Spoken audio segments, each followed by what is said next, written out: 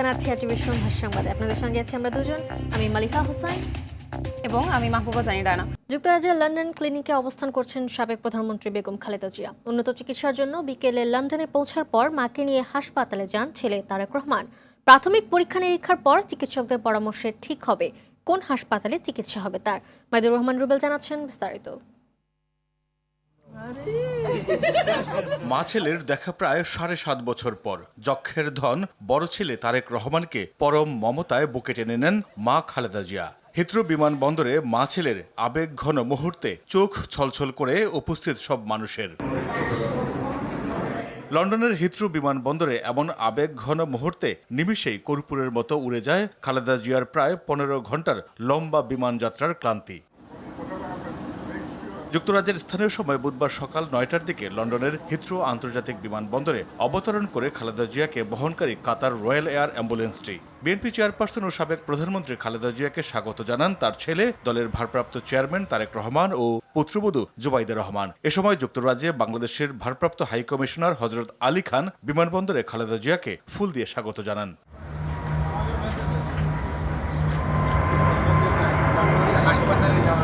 Immigration কার্যক্রম শেষ করে বিমানবন্দরের চতুর্থ টার্মিনালের রয়্যাল ভিভিআইপি গেট দিয়ে বের হয়ে খালেদা জিয়াকে নিজে গাড়ি চালিয়ে হাসপাতালে নিয়ে যান তারেক রহমান। চালকের আসনের পাশে ছিলেন স্ত্রী ডাক্তার জুবাইদা রহমান।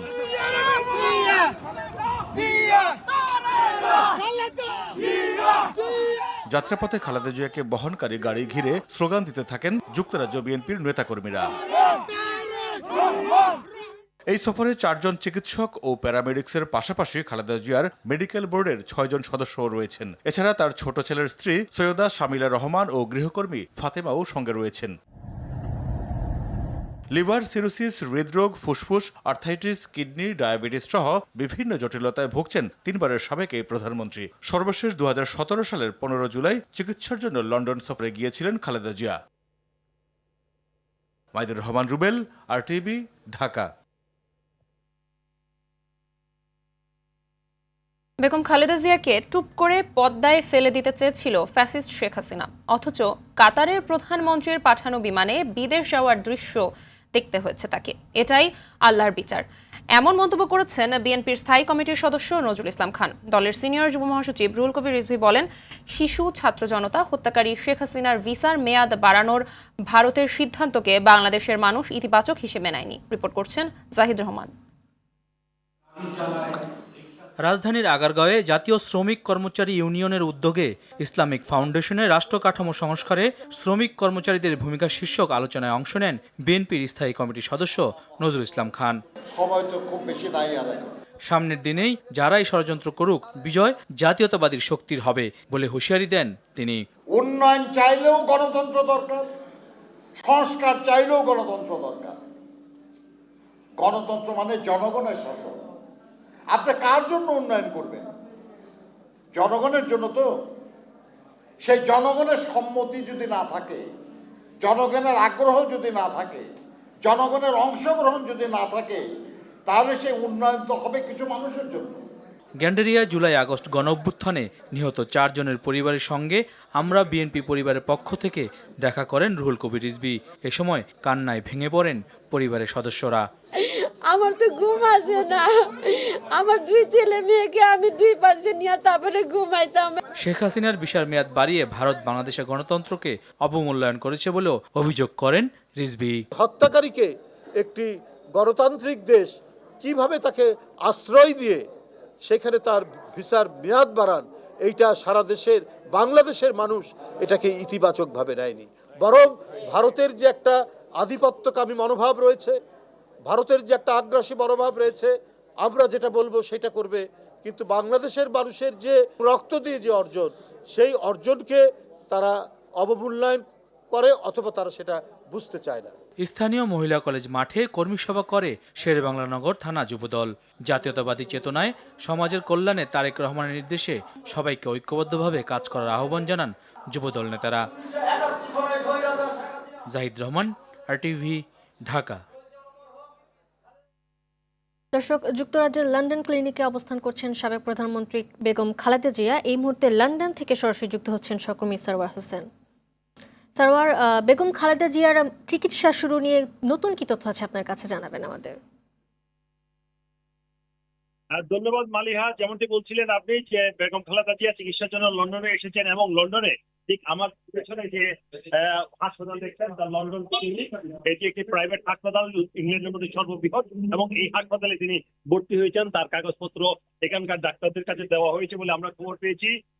তিনি এখানে তার পরীক্ষা নিরীক্ষা হবে বেশ কিছু, কারণ আপনারা জানেন তিনি লিভার সিরোসিস, কিডনির জটিলতা সহ ডায়াবেটিস সহ নানা ধরনের শারীরিক সমস্যায় ভুগছেন, এবং সে কারণে তিনি আসলে এখানে এসেছেন এবং তাকে এখানে ডাক্তারদের কাছে হ্যান্ড ওভার করা হয়েছে, কাগজপত্র দেওয়া হয়েছে, এবং বর্তমানে তিনি এখন এই হাসপাতালে এই মুহূর্তে অবস্থান করছেন। তার সাথে আছেন তার বড় ছেলে তারেক রহমান সহ বিএনপির শীর্ষ নেতৃবৃন্দ।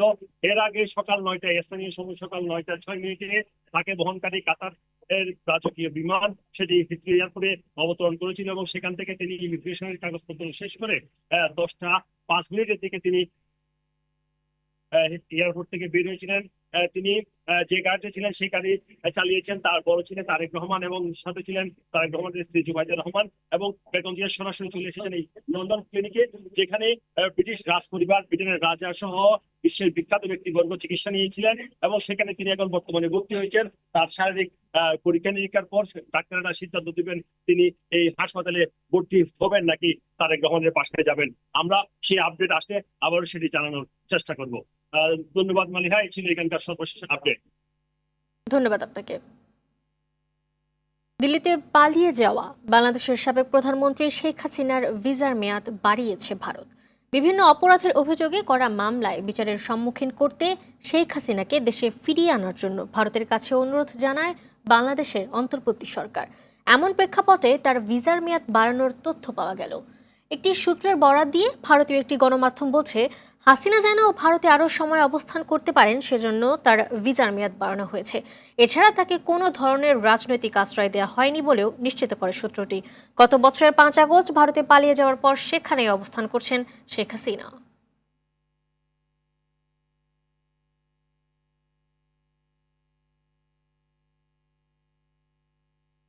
ভারতে অবস্থানরত শেখ হাসিনার দেশটির ভিসার মেয়াদ বাড়ানোর বিষয়ে পররাষ্ট্র উপদেষ্টা তৌহিদ হোসেন বলেছেন, এ বিষয়ে বাংলাদেশের কিছু করার নেই। নিজ দপ্তরে সাংবাদিকদের প্রশ্নের জবাবে তিনি বলেন, সাংবাদিকদের মতো তিনিও এই বিষয়টি পত্রিকা থেকেই জেনেছেন। তুরস্কের একটি প্রতিনিধি দলের বাংলাদেশ সফরের বিষয়ে এখনো কিছু জানেন না বলেও মন্তব্য করেন পররাষ্ট্র উপদেষ্টা।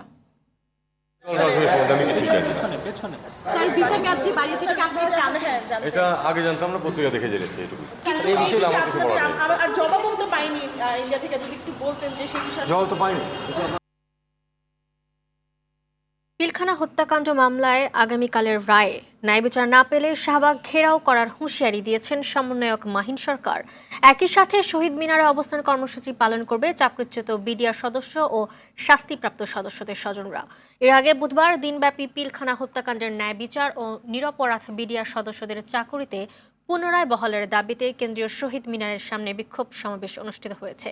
চাকরিচ্যুত বিডিআর সদস্যরা বর্তমান বিজিবির নাম পরিবর্তন করে বিডিআর শব্দটি পুনর্বহালের দাবি জানিয়েছেন।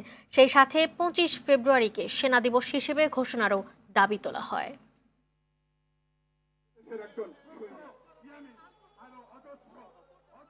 কালকে আপনারা জানেন কোর্টে শুনানি আছে, যদি সেইখানে আমরা ন্যায় বিচারের কোন ইঙ্গিত না পাই, তবে আমাদের এই অবস্থান কর্মসূচি শুধু এইখানে হবে না, আমরা শাহবাগ ব্লকেট করব।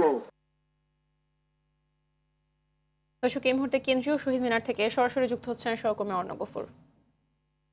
অরণ্য, বিচার প্রার্থীরা কেন এমন সিদ্ধান্ত নিল, কি তথ্য আছে আপনার কাছে জানাবেন?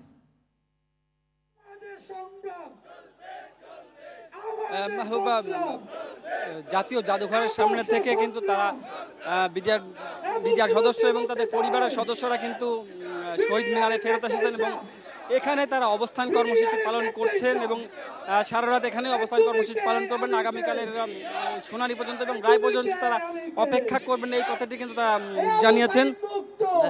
আসলে এই 2009 সালের 25 এবং 26শে ফেব্রুয়ারি যে পিলখানা বিডিআর বিদ্রোহের নামে যে হত্যাকাণ্ডটি সংঘটিত হয়, সেই মামলায় কিন্তু দুটি মামলা ছিল। একটি হলো হত্যা মামলা এবং আরেকটি হলো বিস্ফোরক মামলা।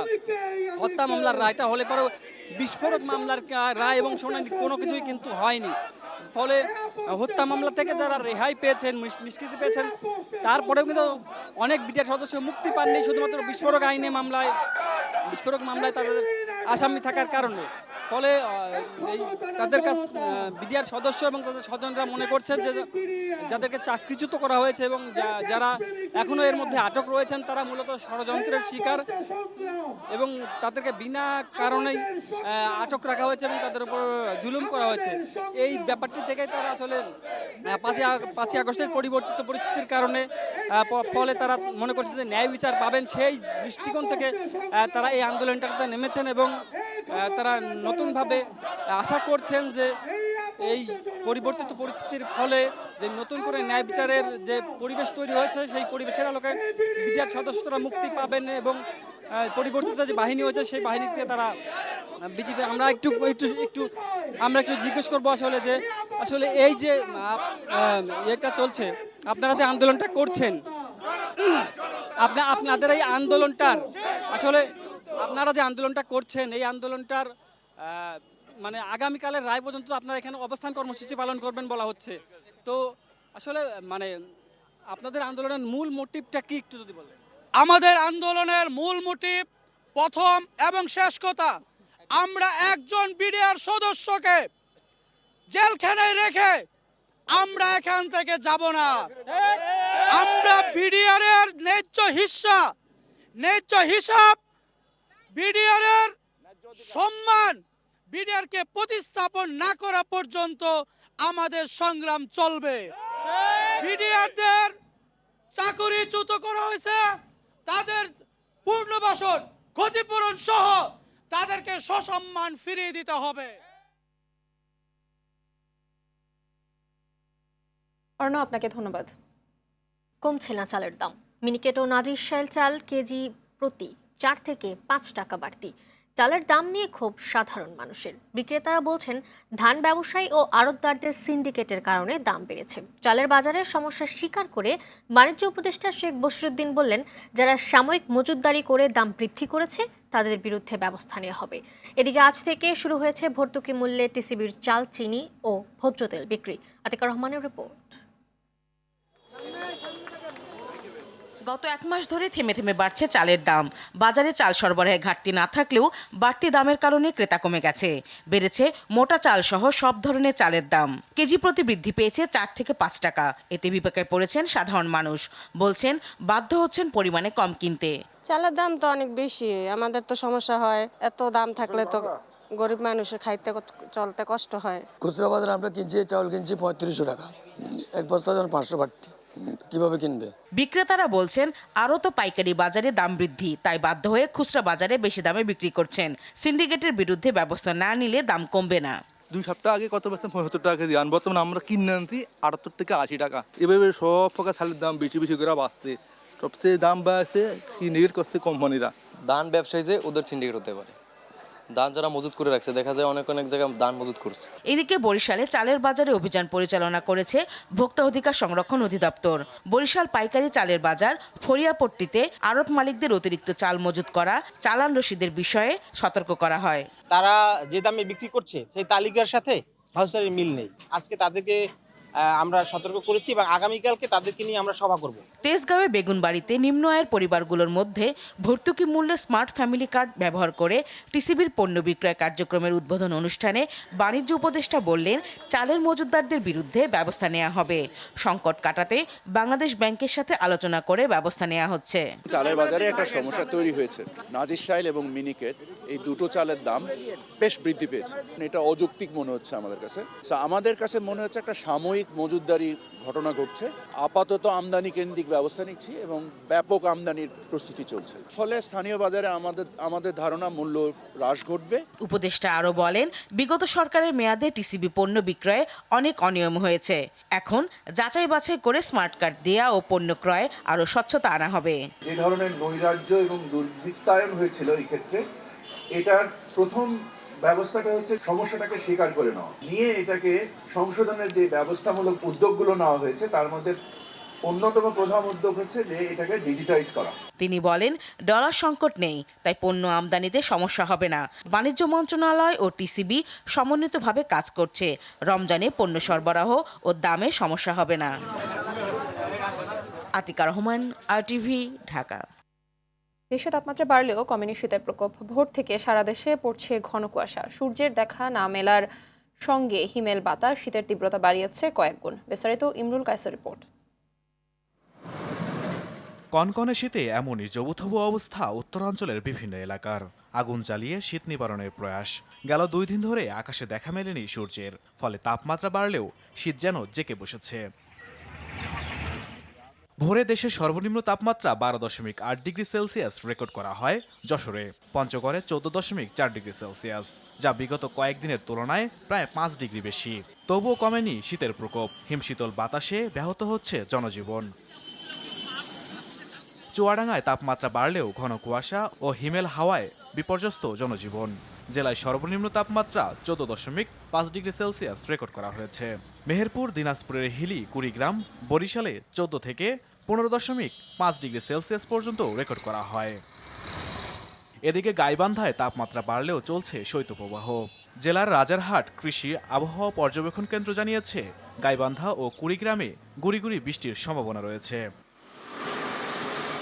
এদিকে রাজধানীতেও দিনভর দেখা মেলেনি সূর্যের। আবহাওয়া অধিদপ্তর জানিয়েছে, খুলনা ও চট্টগ্রাম ছাড়া সব জায়গায় শীতের মাত্রা বেশি থাকবে। বৃহস্পতিবার থেকে সারা দেশে দিন ও রাতের তাপমাত্রা আরও কমতে পারে বলে শঙ্কা আবহাওয়া অধিদপ্তরের। সারা দেশেই মোটামুটি ঘন কুয়াশা রয়েছে। কুয়াশাটার কারণে আপনার শীতের অনুভূতিটা অনেকটা বেড়ে যাবে। আর আগামী 2-3 দিন কোনো বৃষ্টির সম্ভাবনা দেখা যাচ্ছে না আপাতত। এরকম কুয়াশা থাকার সম্ভাবনা আছে আগামী 2-3 দিন। ইমরুল কায়েস, RTV। বাংলাদেশের জনপ্রিয় কোমল পানীয় ব্র্যান্ড মোজো দেশের 1 নম্বর বেভারেজ অ্যান্ড ব্র্যান্ড হিসেবে স্বীকৃতি লাভ করেছে। অপরদিকে আকিজ ফুড অ্যান্ড বেভারেজ লিমিটেডের আরেকটি জনপ্রিয় কোমল পানীয় ব্র্যান্ড স্পিড টানা 7মবারের মতো CSD অল্টারনেটিভ ক্যাটাগরিতে বেস্ট ব্র্যান্ড হওয়ার গৌরব অর্জন করেছে। উপলক্ষে সকালে তেজগাঁওয়ে অবস্থিত প্রধান কার্যালয়ে কেক কেটে উদযাপন করা হয়। আকিজ হাউসের অনুষ্ঠানে উপস্থিত ছিলেন Akij food and beverage limited operation director জনাব Syed Zahurul Alam, chief marketing officer জনাব মাইদুল ইসলাম সহ কোম্পানির ঊর্ধ্বতন কর্মকর্তারা।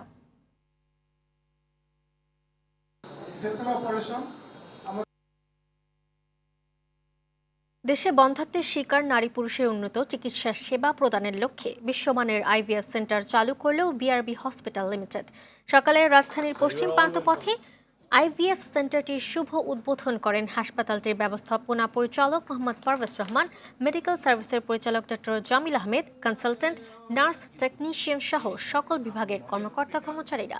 অনুষ্ঠানে বক্তারা বলেন, এখন থেকে বন্ধ্যাত্ব সমস্যায় রোগীরা বিদেশে না গিয়ে দেশেই উন্নত মানের চিকিৎসা সেবা পাবেন এবং মা বাবা হওয়ার তাদের দীর্ঘ প্রতীক্ষার স্বপ্ন পূরণ হবে। যশোরে 4,50,00,000 টাকা বিমা দাবি পরিশোধ করেছে দেশের অন্যতম জীবন বীমা প্রতিষ্ঠান ন্যাশনাল লাইফ ইন্স্যুরেন্স। সকালে যশোর IT পার্কের বিমা দাবি পরিশোধ এবং উন্নয়ন সভায় গ্রাহকের মাঝে চেক হস্তান্তর করেন মুখ্য প্রধান নির্বাহী কর্মকর্তা মোহাম্মদ কাজিমউদ্দিন। এ সময় তিনি বলেন, বিভিন্ন আর্থিক খাতে ন্যাশনাল লাইফ 5,500 কোটি টাকার বেশি বিনিয়োগ করেছে। বর্তমানে মূলধন 6,200 কোটি টাকা দাঁড়িয়েছে। ফলে বিমা দাবি যথাসময়ে পরিশোধ করতে পারছে বলে জানান মুখ্য প্রধান নির্বাহী কর্মকর্তা। সভায় কোম্পানির এক্সিকিউটিভ ভাইস প্রেসিডেন্ট শাখাওয়াত হোসেনের সভাপতিত্বে উপস্থিত ছিলেন অতিরিক্ত ব্যবস্থাপনা পরিচালক খসরু চৌধুরী সহ ঊর্ধ্বতন কর্মকর্তারা। লাইট ইঞ্জিনিয়ারিং সেক্টরের অধীনে solar electrical system operation and maintenance occupation analysis শীর্ষক কর্মশালা অনুষ্ঠিত হয়েছে। জাতীয় দক্ষতা উন্নয়ন কর্তৃপক্ষ NSDA ও বেসরকারি সংস্থা GIZ এর যৌথ আয়োজনে এই কর্মশালা হয়। আগারগাঁওয়ে অবস্থিত জাতীয় দক্ষতা উন্নয়ন কর্তৃপক্ষের সম্মেলন কক্ষে অনুষ্ঠিত কর্মশালায় প্রধান অতিথি ছিলেন NSDA এর নির্বাহী চেয়ারম্যান নাসরিন আফরোজ। কর্মশালায় টেকসই ও নবায়নযোগ্য জ্বালানি হিসেবে সৌরশক্তি ব্যবহারের উপর গুরুত্ব আরোপ করা হয়। অনুষ্ঠানে সংশ্লিষ্ট সেক্টরের প্রতিনিধি, শিল্পের প্রতিনিধি, একাডেমিয়া, স্পেশালিস্ট, এক্সপার্ট ও NSDA এর প্রতিনিধিরা উপস্থিত ছিলেন। নবনির্বাচিত মার্কিন প্রেসিডেন্ট ডোনাল্ড ট্রাম্প তার ট্রুথ সোশ্যাল প্ল্যাটফর্মে একটি মানচিত্র শেয়ার করেছেন, যেখানে কানাডাকে যুক্তরাষ্ট্রের অংশ হিসেবে দেখানো হয়েছে। মঙ্গলবার শেয়ার করা এই মানচিত্রের মাধ্যমে ট্রাম্প আবারও কানাডাকে তার দেশের 51তম অঙ্গরাজ্য করার ইচ্ছার কথা পুনর্ব্যক্ত করেন। নির্বাচনে জয়লাভের পর থেকেই তিনি এই প্রসঙ্গ তুলে আনছেন। তবে কানাডা কখনো যুক্তরাষ্ট্রের অংশ হবে না বলে জানিয়ে দিয়েছেন দেশটির প্রধানমন্ত্রী জাস্টিন ট্রুডো। অন্যদিকে গ্রিনল্যান্ড ও পানামা খালের নিয়ন্ত্রণ নেয়ার বিষয়ে ক্রমাগত হুমকি দিয়ে যাচ্ছেন ট্রাম্প। বিপিএল এর সিলেট পর্বে আজ একদিনের বিরতি। কাল দুপুরে ফরচুন বরিশালের প্রতিপক্ষ রংপুর রাইডার্স, সন্ধ্যায় চট্টগ্রাম কিংসের প্রতিপক্ষ ঢাকা ক্যাপিটালস। এদিকে এখন পর্যন্ত পয়েন্ট টেবিলের শীর্ষে আছে রংপুর। 5 ম্যাচ খেলে 10 পয়েন্ট নিয়ে শীর্ষে সোহানের দল। 4 ম্যাচে 6 পয়েন্ট নিয়ে টেবিলের 2 নম্বরে ফরচুন বরিশাল। 2 ম্যাচ খেলে 4 পয়েন্ট নিয়ে 3 নম্বরে খুলনা।